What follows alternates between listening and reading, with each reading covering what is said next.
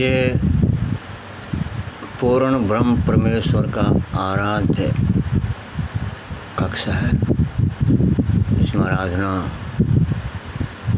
उस अचिंत्य पूर्ण ब्रह्म परमेश्वर अव्यक्त का कुछ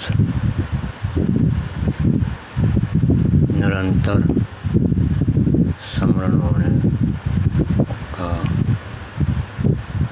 स्थल है। इसको कहते हैं 50 वर्ष बाद में वानप्रस्थ। ये वानप्रस्थ की कक्षा है। ये वानप्रस्थ आश्रम स्थल है। ये वानप्रस्थ अवस्था का एक आधुनिक युग का स्थल है।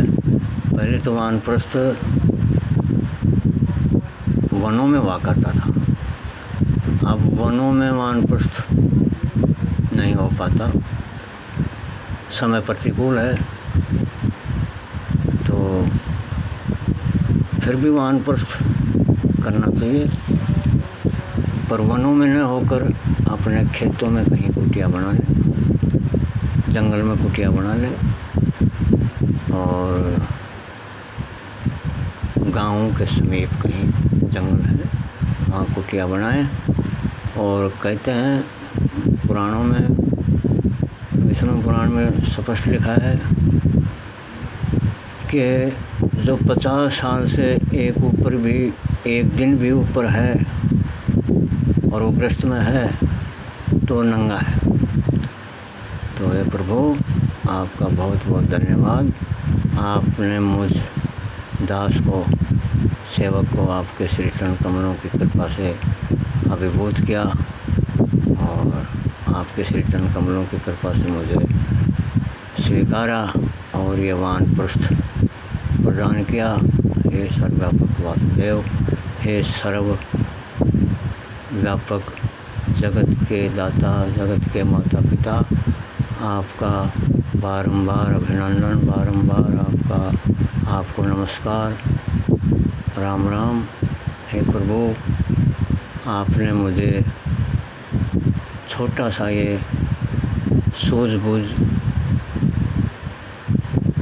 का जो मंत्र दिया, उससे मुझे कल्याण पथ पर अग्रसर होने का मौका मिला और मैं अपने इस 5वें पड़ाव में वानप्रस्थ में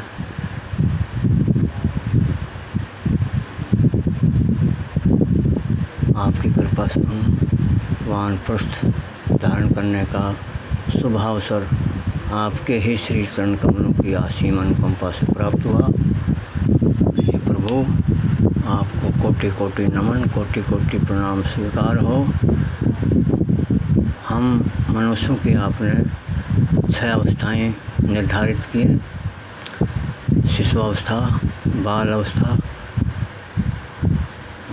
किशोर अवस्था और गृहस्थ अवस्था, जिसे जवान अवस्था भी कहते हैं। फिर 50 साल बाद में वानप्रस्थ अवस्था, फिर 75 साल के पश्चात संन्यास अवस्था है, जो छठी अवस्था है। जन्म से 3 साल तक शिशु अवस्था,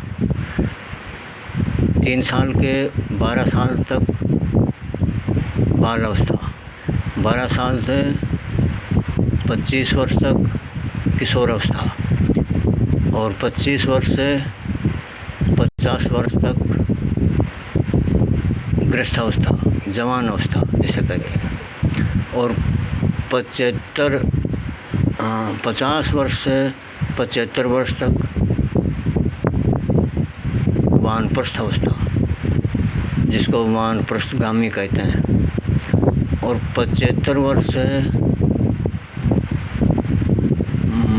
जीवन जब तक है, जब तक बोला जाता है उसको संन्यास आश्रम, संन्यास अवस्था, जो सन्यासी कहा जाता है।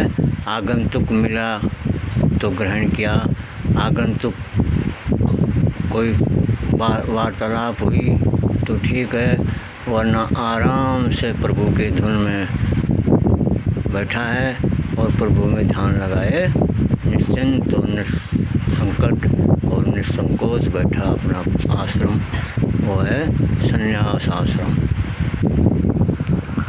तो इस संन्यास आश्रम की पराकाष्ठा पर